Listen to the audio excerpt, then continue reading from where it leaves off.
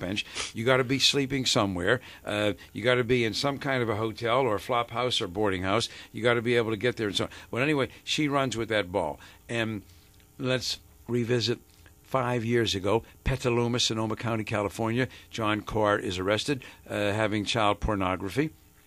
And he makes all of these statements about John Benet Ramsey, also Paulie Klaas. Yeah, he's ready to take credit for every little girl that's been murdered in America, maybe going back to the 19th century.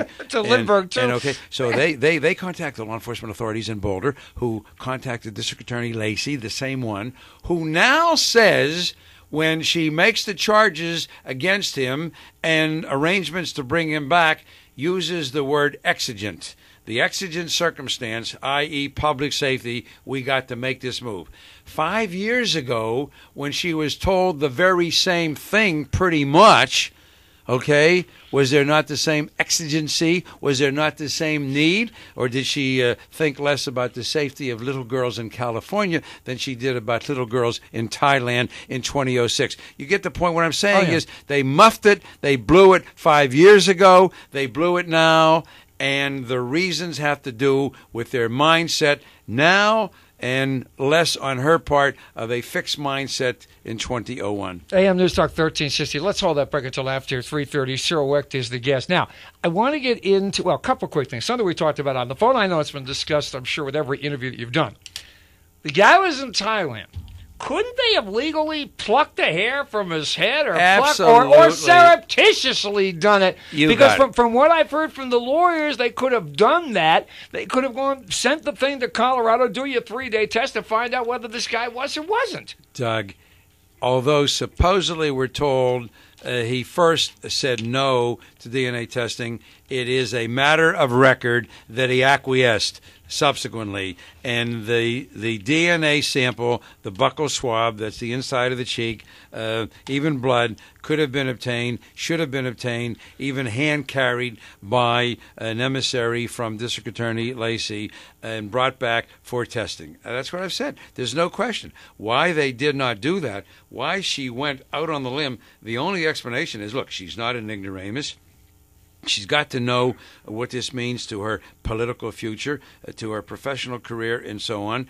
The only thing that can explain it is the mindset that I was attempting to characterize and dissect a couple of minutes ago. All right, let's get back to this DNA business. I was watching this show that Baden was on, and I came in on the tail end of it, and they were talking about DNA as it applies to this case of contamination versus decontamination or something. Was there some question as to whether this DNA was contaminated and whether you get an absolute positive match out of it that it would absolutely positively prove guilt or innocence? You know what I'm talking about? Yeah, I do. First of all, you either have material that can be tested for DNA or not. If it has, let me jump in with a stupid question. The DNA was inside her underwear. It was in the crotch of the underwear, and also no sperm, no sperm, but no semen or spermatozoa. But what did the DNA consist of then? Oh. The DNA, we've never been, well, we were told in part there was a drop of blood. So there was some DNA there. And then there was some other detritus. Don't know what it was, whether it was... What's detritus? What does that mean? It could be fecal material. Oh, okay. It could be a little bit of anything else. We do not know. But we do know it was not... There was no sperm because there was no sex. No, okay. Exactly. But he said there was, by the way. Yeah. So what we have, DNA from underneath a fingernail and from the underwear. That DNA was tested, and the DNA profile was created, against which John, Patsy, Burke, and possibly others, and I'm pretty sure others too, would have been tested. None of those DNAs matched. That led to this DA and that whole coterie of programs, people saying, here is the proof of an intruder. But DNA doesn't match the Ramsey. It has to be somebody outside. So what I said, what Henry Lee said, this was nothing more than a contaminant. I guarantee you, I got this shirt back from the laundry the other day, that there would probably be some DNA if I were to have tested it all over.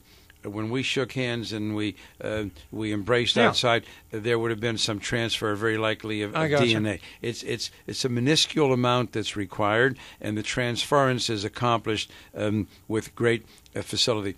So the DNA then was there, and now they needed his DNA. They did not have to go back and get more DNA from anywhere else. There was nowhere else to get it. They only had to get it from him and compare it. Now, what they probably were talking about is this, that if there is a failure to match, then you have an exclusion.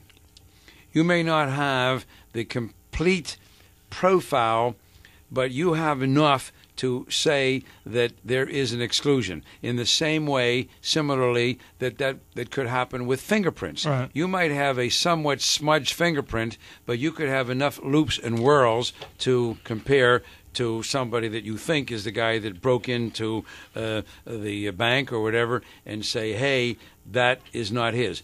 Conversely, you may have a situation with less than a complete profile in which you say, we're pretty sure, or with a high degree of certainty, or so on, but we cannot give you the 1 in 3 trillion, which they like to toss out for every person that not only has ever existed on the face of this earth, but will exist for as long as Earth remains a planet in orbit, with the exception of your identical twin. Not even your fraternal twin, your mother, your father, other siblings can all be excluded when matched up with you.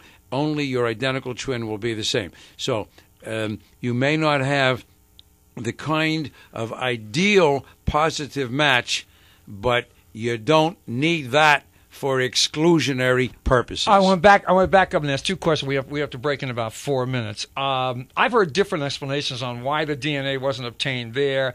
I heard that he refused, and then at another point he said okay, and they didn't have what was necessary to perform the DNA, which didn't make a whole hell of a lot of sense. Just a cotton swab, the kind you use to take wax out of your ear. That's Anybody all. got any cotton? I got about 3,000 Q-tips. I know they could have had one of mine. Right. But the other question is this: leave the surreptitious thing aside. Even if I said, well, okay, that would be a subject to a legal challenge, blah, blah, blah, Thailand, yada. Again, stupid question.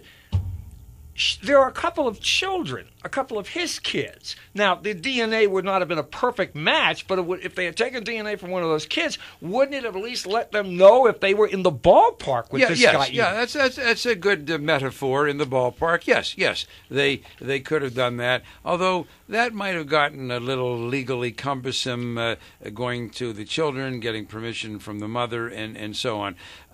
Look, Thailand... ostensibly a democracy. There are democracies and there are democracies. The point is, we're finding that out in Lebanon. he wasn't going anywhere, and to put him in jail for a few days, I guarantee you, the last I heard, the Bangkok chapter of the American Civil Liberties Union has not been very active. And they would not have been beating down the doors. Okay, you get the picture here. You get the picture. Okay, so come on, man, give me a break.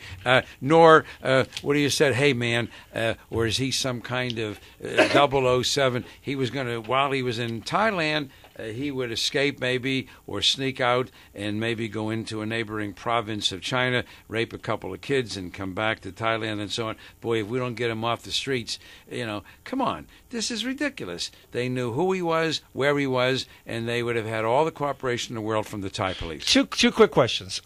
This guy, the professor. Tracy. All right? Tracy. Yeah, this guy, I don't buy this guy either. Oh, There's something, no. I mean, he's a publicity hound, and he's trying to sell this, and he's trying to sell that.